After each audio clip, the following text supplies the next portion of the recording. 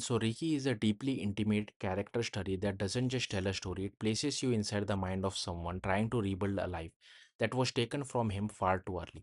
At the center of the film is Stephen James delivering what feels like his most powerful performance since If Belly Street Could Talk. And much like that role, this one taps into something raw, vulnerable, and painfully real.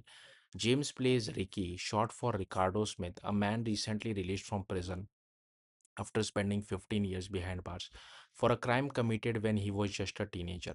When now in his 30s, he's stepping into a world that has completely moved on without him. And the film makes one thing clear immediately: freedom doesn't mean stability. Ricky doesn't know how to drive, he struggles with basic technology, he's socially awkward, emotionally grounded, and constantly overwhelmed. The world expects him to function like everyone else, but he's still catching up on a life he never got to live. That's the emotional core of the film. How do you build a future when your past has taken everything? Ricky tries to follow the rules. He attends therapy session, takes his medication, and looks for steady work. But nothing comes easy. A job at a loading dock falls apart when his criminal record resurfaces. His parole officer, played by Cheryl, watches him closely, ready to step in the moment he slips. And slipping feels inevitable because the world around Ricky doesn't give him much room to succeed. His environment constantly pulls him back, whether it's random encounters with drug dealers, tense interactions with people from his past, or simply the weight of expectation he doesn't know how to meet.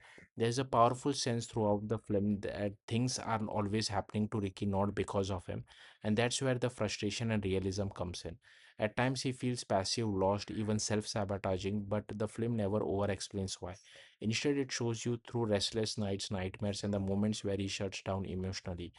It trusts you to understand that trauma doesn't always look dramatic. Sometimes it looks like hesitation or silence. What makes Ricky's journey compelling is the small, fragile goals he clings to. He wants to cut hair, he wants to own a car, a symbol of independence and control.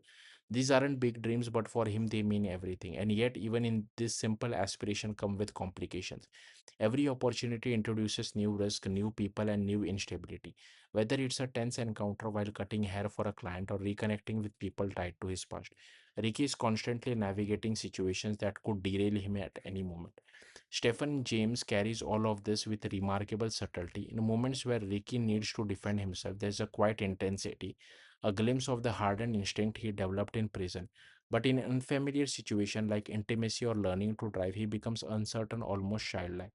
It's in this contrast that the performance truly shines. You are not just watching a character, you are watching someone trying to figure out who they are. Visually, the film reinforces this tension.